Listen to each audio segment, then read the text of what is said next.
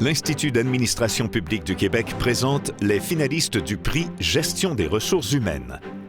Finalistes, Retraite Québec. Réalisation, développement d'une image employeur qui rayonne et d'une expérience employée distinctive.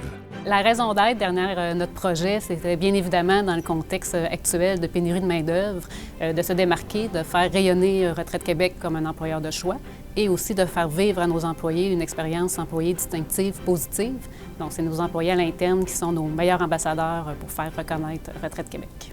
Donc, au fur et à mesure du parcours de l'employé au sein de l'organisation, on a su mesurer son expérience puis ainsi identifier vraiment des pistes d'amélioration pour qu'au final, on obtienne une expérience employée qui soit les plus positives. En ce qui concerne nos résultats, on est très fiers. Dans notre dernier sondage de mobilisation, sondage expérience employée en 2020, on a un indice de mobilisation de 8,1 sur 10, donc un excellent résultat qui va au-delà de nos attentes.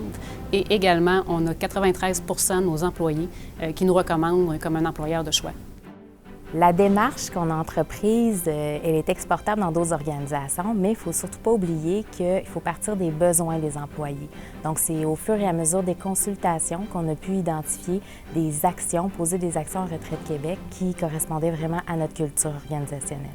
Retraite Québec, c'est une organisation qui est performante. Alors, on avait la conviction, on a maintenant les résultats concrets, que si on mettait en place une gestion axée sur les personnes, bien, ça allait de soi que ça allait améliorer et contribuer à la performance globale de l'organisation. Finaliste, Centre intégré de santé et de services sociaux des Laurentides, réalisation Parthéo, programme d'assistance au rétablissement et à la réintégration au travail et élimination des obstacles. La santé psychologique a une prévalence de plus de la moitié de toutes les absences dans le monde occidental, donc c'est certain que l'accessibilité des soins en santé mentale est un défi partout dans nos sociétés occidentales. Le faire à l'interne permet plus de rapidité, de la rétention chez notre personnel, mais c'est surtout le défi des prochaines années en santé et sécurité au travail.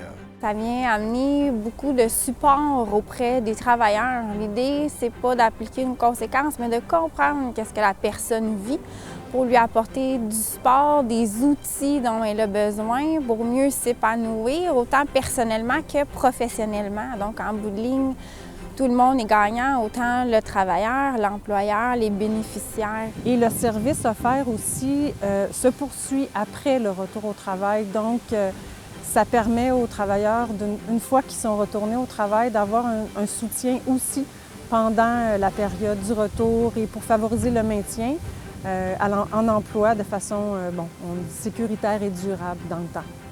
Les résultats ont été très significatifs dès le projet pilote. On a vu donc au niveau qualitatif beaucoup de satisfaction chez nos employés, mais aussi une réduction du temps d'absence et aussi un indicateur de maintien au travail de ces gens qui étaient passés dans le programme.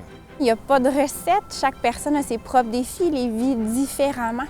Donc quand on prend le temps d'apporter le support que chaque personne a besoin, en fait, ça fait juste tout fleurir, puis vraiment apporter le bien à tout le monde. Finaliste, Centre intégré de santé et de services sociaux de Chaudière-Appalaches, réalisation, programme de soutien et de reconnaissance des superviseurs de stage. Le programme de soutien et de reconnaissance des superviseurs est un incontournable dans notre organisation. Pour superviser, les gens doivent accepter de le faire par-dessus les tâches habituelles. Donc, c'est un acte volontaire et c'est difficile de recruter des superviseurs. Donc, nous avons fait le pari. Prenons soin de nos superviseurs, valorisons leur rôle, favorisons leur activité de supervision et les activités d'enseignement vont devenir un incontournable dans l'organisation. Le programme de supervision de stagiaires, c'est un programme intéressant parce que ça nous permet d'avoir accès à du temps personnel. Ça nous permet aussi d'avoir davantage accès à de la formation continue et on a beaucoup de soutien aussi de l'équipe de la direction de l'enseignement.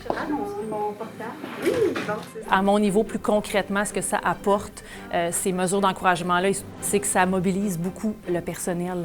Beaucoup de gens lèvent la main pour le faire parce que c'est intéressant. Puis nous, ça a un impact aussi sur le recrutement du personnel parce que plus de superviseurs veut dire plus de stagiaires veut dire plus de potentiels employés en nutrition pour le CIS Chaudière-Appalaches. En 2016, quand nous avons commencé le programme, nous avions 935 superviseurs actifs dans notre organisation. Et aujourd'hui, au moment où je vous parle, nous sommes rendus en 2021 à 1965 superviseurs actifs. Compte tenu de la pénurie de main-d'œuvre, nous sommes régulièrement pour ne pas dire souvent, sollicités par nos partenaires du réseau de la santé et services sociaux pour notre expertise et notre expérience en termes de programmation, de reconnaissance pour les superviseurs de stage.